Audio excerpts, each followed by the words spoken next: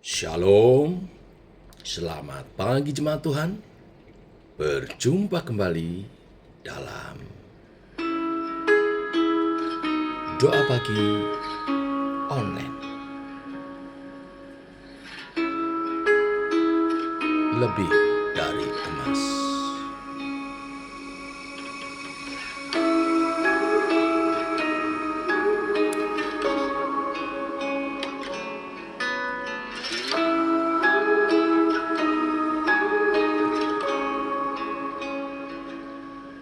Dalam lika-liku hidupku ada damai sejahtera-Mu. Mungkin aku belum melihat, tapi imanku tetap percaya.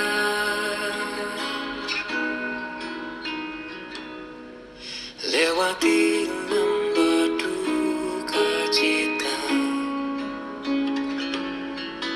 kan tetap pada sukacita. Karena tangan-Mu menuntunku, Kau membuatku jadi sempurna.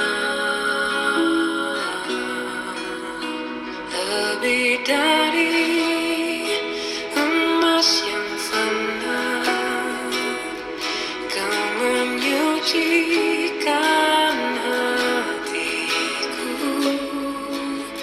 sebab janji-Mu terlebih tinggi. Ku aman di tangan-Mu. Biarlah semua hal yang terjadi memurnikan segenap imanku, sampai wajah-Mu terlihat di hidupku. Yesus nyata dalamku.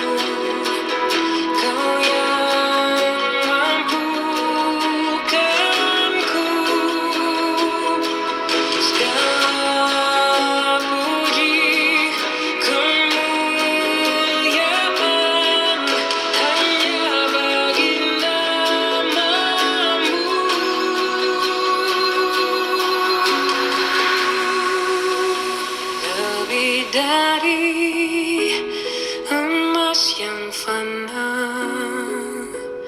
Kau menyucikan hatiku, sebab janji-Mu terlebih tinggi. Ku aman di tangan-Mu.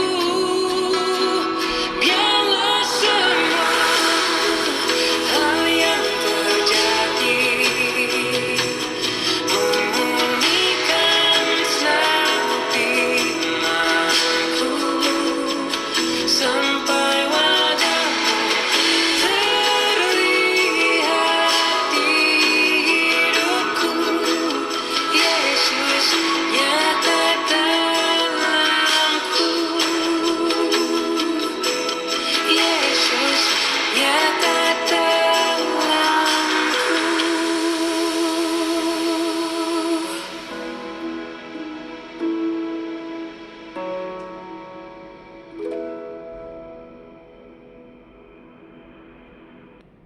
Tiba waktunya untuk kami merenungkan firman-Mu. Firman-Mu-lah suluh dan terang bagi jalan kami. Berfirman Tuhan, terangi jalan kami, tuntun langkah kami. Dalam nama Tuhan Yesus Kristus.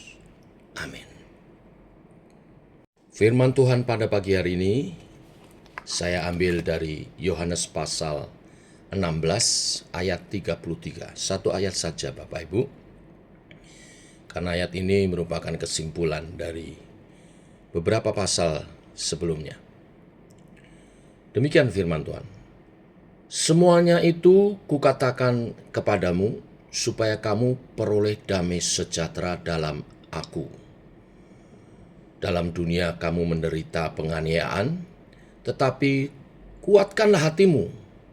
Aku telah mengalahkan dunia.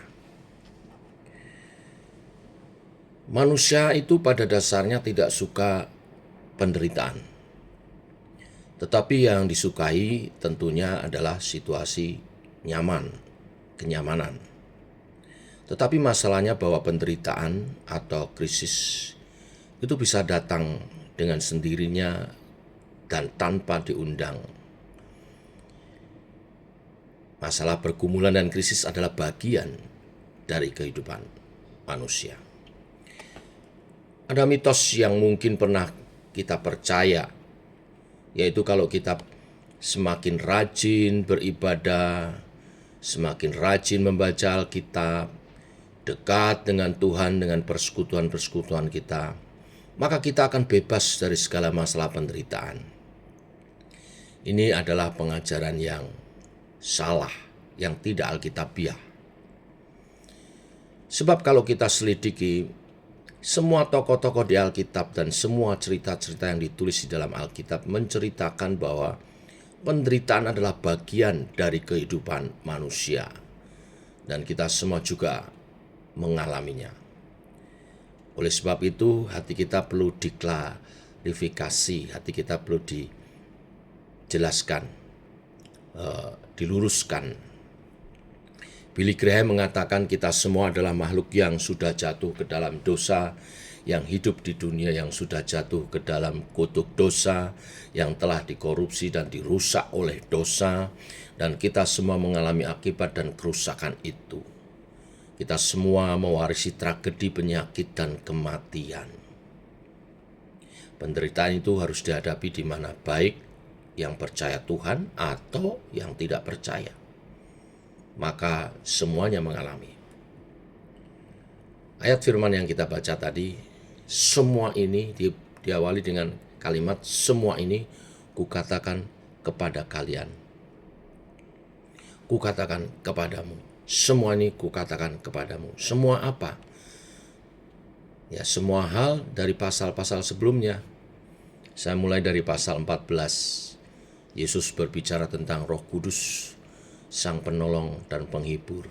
Mengapa bicara Roh Kudus sebagai penolong dan penghibur? Karena umat Tuhan akan menghadapi pergumulan. Ya, konteksnya di ayat ini memang Yesus akan disalibkan, meninggalkan murid-murid. Tapi kita bisa implikasikan, kontekskan di masa kini, ya, kondisi di mana seorang kehilangan pegangan, masa depan dan sebagainya. Di pasal 15, Yesus berkata, akulah pokok anggur dan kamulah carang-carangnya. Mengapa berbicara ini? Ya, kunci kedamaian dan hidup kita berbuah, hidup kita mengalami pertolongan Tuhan dan sebagainya adalah dengan tetap melekat pada Tuhan. Lalu di ayat 12 sampai 27 Yesus bicara kasihnya sebagai seorang sahabat. Kenapa bicara tentang seorang sahabat? Kenapa Yesus menyatakan dirinya sebagai seorang sahabat? Karena apapun penderitaan dan pergumulan kita, Tuhan tidak pernah meninggalkan kita. Lalu di pasal 16 ayat 1 sampai 25 bicara Roh Penghibur, Roh Kudus yang akan memampukan murid-murid. Mengapa? Karena akan ada pergumulan, karena akan ada perjuangan, karena akan ada penderitaan. Dan di pasal 16 yang sama ayat 25, Yesus bicara tentang berdoa. Murid-murid harus berdoa. Itulah sumber kekuatan mereka. Dan hari ini kita baca tadi di ayat 33, hidup dalam damai sejahtera dan kemenangan. Melalui perkataan-perkataan ini, Yesus sedang mempersiapkan murid-muridnya untuk menghadapi berbagai tantangan yang akan mereka hadapi. Ada 2 poin dari ayat yang kita baca. Yang pertama yaitu di dunia ini kita akan mengalami penderitaan. Namun di dalam Kristus kita akan memiliki hati yang tenang. Dan dalam Kristus kita akan memiliki damai sejahtera. Tetapi ada yang salah menafsir ayat ini dengan mengatakan kalau kita hidup di dalam dunia, maka kita akan menderita. Tetapi kalau kita hidup dalam Kristus, maka kita tidak akan menderita, tetapi peroleh damai sejahtera. Sekali lagi tafsiran ini salah, sebab ini bukan bersifat pilihan. Ya, maksud dari perkataan Yesus ini adalah meskipun kita mengalami penderitaan di dalam dunia ini, tetapi kalau kita ada di dalam Kristus, maka kita akan tetap tenang dan kita akan tetap memiliki damai sejahtera. Namun tanpa kasih Kristus, tanpa Kristus, hidup kita hanya berlangsung menjalani penderitaan demi penderitaan tanpa makna. Nah, bicara penderitaan. Penderitaan apa yang dimaksud? Penderitaan di sini diterjemahkan tribulation. Ya, di sini bukan penderitaan akibat kesalahan kita sendiri, misalnya tidak bayar hutang, serakah. Juga bukan penderitaan karena kelalaian orang lain, misalnya orang menipu kita. Atau juga penderitaan karena menjadi korban bencana alam dan sebagainya. Meskipun kata tribulation termasuk semua itu, tetapi kata yang dimaksud oleh Tuhan Yesus dengan penderitaan di sini adalah penderitaan karena penganiayaan karena Kristus. Maksudnya karena keyakinan kita mengalami tekanan bahkan sampai penganiayaan. Nah, penderitaan yang demikian Tuhan berkata supaya jangan kaget. Kita memang akan mengalami semua itu. Sebab sudah dinubuatkan oleh Alkitab. Di ayat sebelumnya, pasal 16 ayat 1-4, dikatakan, semuanya ini kukatakan kepadamu, supaya kamu jangan kecewa dan menolak aku. Kamu akan dikucilkan, bahkan akan datang saatnya bahwa setiap orang yang membunuh kamu akan menyangka bahwa ia berbuat bakti bagi Allah. Mereka akan berbuat demikian karena mereka tidak mengenal baik Bapa maupun aku. Ayat 4. Tetapi semua ini kukatakan kepadamu supaya apabila datang saatnya kamu ingat bahwa aku telah mengatakannya kepadamu. Jadi pesan ini memang tidak nyaman, tetapi harus tetap disampaikan. Supaya kita sebagai gereja menjadi gereja yang memberitakan seluruh kebenaran Alkitab, tidak sebagian-sebagian. Kita tidak bisa pilih-pilih ayat untuk dikhotbahkan hanya supaya mengenakkan telinga pendengar dan gereja menjadi ramai dan menjadi populer. Sebagai gereja kita perlu bertobat dan kita sangat prihatin sebab semakin sedikit hamba Tuhan yang mau berbicara mengenai hal-hal seperti ini, di mana bagian dalam mengikut Yesus adalah menghadapi penderitaan. Tetapi ayat ini tidak berhenti di sana saja. Karena penderitaan di dalam Kristus, karena Kristus adalah kasih karunia. Rasul Petrus mengatakan di dalam 1 Petrus 2 ayat 19-21, sebab adalah kasih karunia jika seorang karena sadar akan kehendak Allah menanggung penderitaan yang tidak harus ia tanggung. Sebab dapatkah disebut pujian jika kamu menderita pukulan karena kamu berbuat dosa? Tetapi jika kamu berbuat baik dan karena itu kamu harus menderita, maka itu adalah kasih karunia pada Allah. Sebab untuk itulah kamu dipanggil, karena Kristus pun telah menderita untuk kamu, dan telah meninggalkan teladan bagi kamu, supaya kamu mengikuti jejaknya. Sekali lagi Rasul Petrus mengatakan bahwa mengalami penderitaan itu adalah kasih karunia. Tetapi banyak yang salah mengartikan kasih karunia di sini adalah berbicara tentang mendapat berkat besar, dapat rumah, kesembuhan dari sakit. Namun sebenarnya kasih karunia yang dimaksud di sini adalah yaitu ketika kita menanggung penderitaan karena Kristus. Sebab untuk itulah kita dipanggil seperti firman-Nya.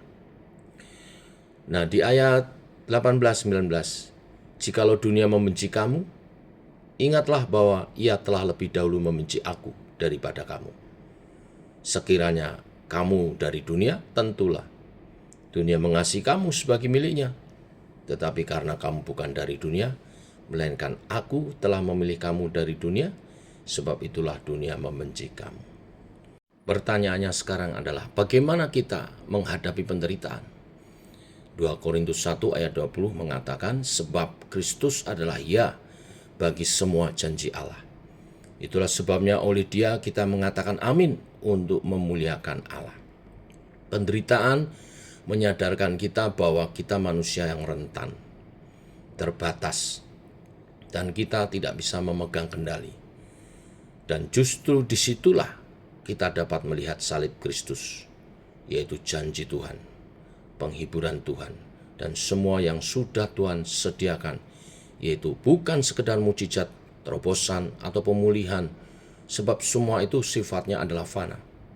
Tetapi ada yang tidak dapat diambil oleh siapapun, yaitu Kristus yang adalah ya bagi semua janji Allah. Saat kita lemah dan memandang salib Kristus, maka kita akan dikuatkan. Kita kuat bukan karena kita mampu bukan karena kita, tetapi Kristus di dalam kitalah yang sudah menjadi semua penggenap janji Allah, yang memampukan kita untuk mengalami penghiburan dalam Kristus. Nah, di sini kita melihat dalam Kristus, maka semua penderitaan yang kita alami tidak sia-sia, tetapi ada kebaikan dan kemuliaan Kristus di dalamnya. Sebaliknya, tanpa Kristus, maka hidup kita hanya berlangsung menjalani penderitaan demi penderitaan tanpa makna dan tidak ada nilai kekekalan di dalamnya. Namun di dalam Kristus, maka semua penderitaan kita ada kebaikan dan ada kemuliaan Kristus. 2 Korintus 12 ayat 9b dan 10, sebab itu lebih suka aku bermegah atas kelemahanku, supaya kekuatan Kristus turun menaungi aku. Karena itu aku senang dan rela di dalam kelemahan, di dalam siksaan, di dalam kesukaran, dan di dalam penganiayaan dan kesesakan oleh karena Kristus. Sebab jika aku lemah, maka aku kuat. Kasih karunia dan kuasa Tuhan menjadi sempurna ketika kita tidak mampu lagi. Di dalam kelemahan, di dalam siksaan, di dalam kesukaran, dan di dalam penganiayaan dan kesesakan, maka kita akan menjadi kuat sebab Kristus yang menguatkan kita. Banyak orang ingin mengalami Tuhan dan justru melalui penderitaan, maka kita mengalami keindahan Tuhan. Sinar kasih karunia Tuhan akan bersinar terang pada saat kita mengalami kegelapan yang pekat. Sebab itu kalau kita mengalami penderitaan, maka pandanglah Kristus. Sebab dalam Kristus kita akan dikuatkan, dimampukan, dan dipulihkan. Dalam Kristus tidak ada penderitaan yang sia-sia. Semua diizinkan untuk kebaikan kita dan untuk kemuliaannya. Nah, akhirnya saya tegaskan sekali lagi, Yohanes 16 ayat 33. Semuanya itu kukatakan kepadamu, supaya kamu peroleh damai sejahtera, peroleh ketenangan di dalam Kristus. Dalam dunia kamu menderita penganiayaan, tetapi kuatkanlah hatimu. Kristus, aku telah mengalahkan dunia. Tuhan memberkati. Mari kita berdoa. Bapa, kami mengucap syukur telah mengenalmu dan menerimamu sebagai Tuhan dan Juru Selamat kami. dan Engkau memberkati dengan keselamatan. Tetapi selama kami masih ada di dunia yang telah jatuh dalam dosa, maka kami masih mengalami yang namanya penderitaan.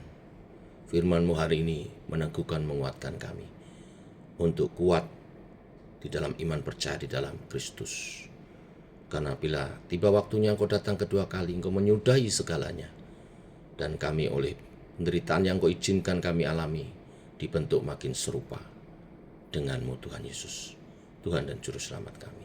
Allah Roh Kudus, kuatkan setiap umat-Mu dalam perjalanan imannya, sampai Engkau datang dan kemuliaan-Mu dinyatakan. Dalam nama Tuhan Yesus Kristus. Amin. Demikian doa pagi kita. Selamat pagi. Shalom.